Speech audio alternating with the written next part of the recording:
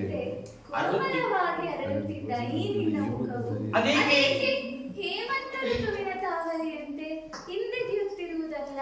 ಹಿಂದೆಗೆ ಇಲ್ಲ ಸ್ವಾಮಿ. ಹಿಂದೆ ಏನಿಲ್ಲ ಸ್ವಾಮಿ. ಇಂದು ನನಗೊಂದು ಸ್ವಪ್ನ. ಇಂದು ನನಗೊಂದು ಸ್ವಪ್ನ. ಅಶುಭ ಸೂಚಕ. ಅಶುಭ ಸೂಚಕ. ಆ ಅಶುಭ ಸೂಚನೆ. ಅಶುಭ ಸೂಚನೆಗಾಗಿ ವೀರರಮಣಿಯರು ಎಂದೆಂದಿಗೂ ಹಿಂದೆಗೆಯಬಾರದು. ಹಿಂದೆಗೆಯಲಿಲ್ಲ ಸ್ವಾಮಿ. ಹಿಂದೆಗೆಯಲಿಲ್ಲ ಸ್ವಾಮಿ. ಅದೊಂದು ಶೃಂಗಾರಕ್ಕೆ ತಡೆಗಟ್ಟಿರುವುದು. ಅದೊಂದು ಶೃಂಗಾರಕ್ಕೆ ಅದಕ್ಕೆ ನೀವು ಯುಗದಲ್ಲಿ ಮಾತಾಡಬೇಕು. ತಡೆಗಟ್ಟಬೇಕೆ? ತಡೆಗಟ್ಟಬೇಕೆ? ತಡೆಗಟ್ಟಿದರಾಯಿತು. ತಡೆಗಟ್ಟಿದರಾಯಿತು. ನೆನೆದರ ಕಿರುಪತ್ನಿಯರಲ್ಲಿ ಪಾತಕವನ್ನು ಪಡುಗಟ್ಟುವುದು ಕಷ್ಟವಾ ಚಂದ್ರಮನಿಗೆ. ಕಷ್ಟವಾ ಚಂದ್ರಮಗೆ. ಕಷ್ಟವಾ ಚಂದ್ರಮನಿಗೆ. ಚಂದ್ರಮನಂತೆ ಚಲಿಸಿ ಬರುತ್ತಿರುವುದಾ? ಚಂದ್ರಮನಂತೆ ಚಲಿಸಿ ಬರುತ್ತದಾ? ಬರುತ್ತಿರುವುದಾ? ಬರುತ್ತಿರುವುದಾ? ಒಂದು ಮುಂಬೆಳಕು. ಒಂದು ಹೊಂಬೆಳಕು. ಆ ಬೆಳಕಿನ ಭಾಗ್ಯವೇ. ಆ ಬೆಳಕಿನ ಭಾಗ್ಯವೇ ಜಾಮಾತ ಭಾಗ್ಯ. ಆ ಬೆಳಕಿನ ಭಾಗ್ಯವೇ. ಆ ಬೆಳಕಿನ ಭಾಗ್ಯವೇ ದಕ್ಷ ಬ್ರಹ್ಮನ ಬರುವಿಕೆಯ ಮುಂಬೆಳಕು. ದಕ್ಷ ಬ್ರಹ್ಮನ ಬರುವಿಕೆಯ ಮುಂಬೆಳಕು. ದಕ್ಷ ಬ್ರಹ್ಮನ ಬರುವಿಕೆಯ ಮುಂಬೆಳಕು.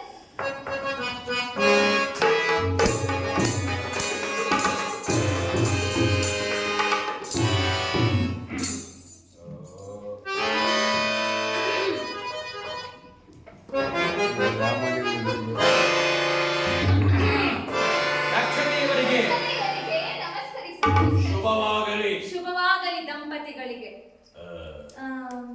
ಸಪ್ಪಳಾಗಿರುವ ಏಕೆ ಮಗಳೇ? ಮುಗುಳು ಸ್ವಪ್ನವನ್ನು ಕಂಡಳ ನಿಮ್ಮ ಮಗಳು. ಅಳಲೇಕೆ ಅದಕ್ಕೆ ನೈಜ ಭಾವದ ಸುದ್ದಿ. ನೈಜ ಭಾವದ ಸುದ್ದಿ. ಸ್ವಪ್ನ ಗಂಧದ ಬೀಡು. ಕಳೆಗುಂದಿದ ನಿಂದವನು ಶಶಿಕಿರಣಗಳಿಗಾಯಿತನ್ನೇ ಶಾಪ. ಅಯ್ಯೋ ರೋಹಿಣಿಯ ಗತಿ ಏನು ಅಪ್ಪ? ಅಯ್ಯೋ ರೋಹಿಣಿಯ ಗತಿ ಏನು ಅಪ್ಪ?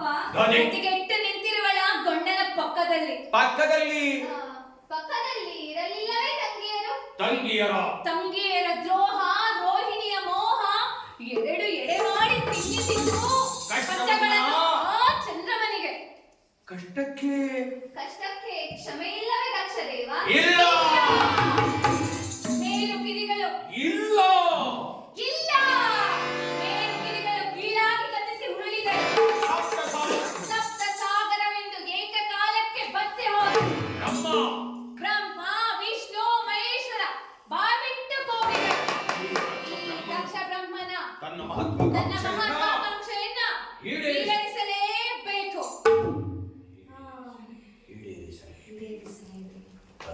ಅದಿರಲಿ ವಸುಂಧರ. ಅದಿರಲಿ ವಸುಂಧರ. ನೀನಿಂದು ಕ್ಷೇಮವೇ? ನೀನಿಂದು ಕ್ಷೇಮವೇ? ಕ್ಷೇಮವಾಗಿರುವೆನು. ದಕ್ಷ ಪ್ರಜಾಪತಿಯ ಆಶೀರ್ವಾದ ಬಲದಿಂದ ಒಟ್ಟು ದೇವ.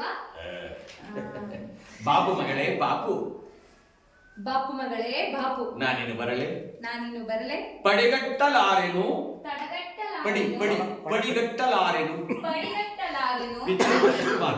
ಪಿತರ ಆಶೀರ್ವಾದಕ್ಕೆ. ಆಶೀರ್ವಾದ ಮಸ್ತು.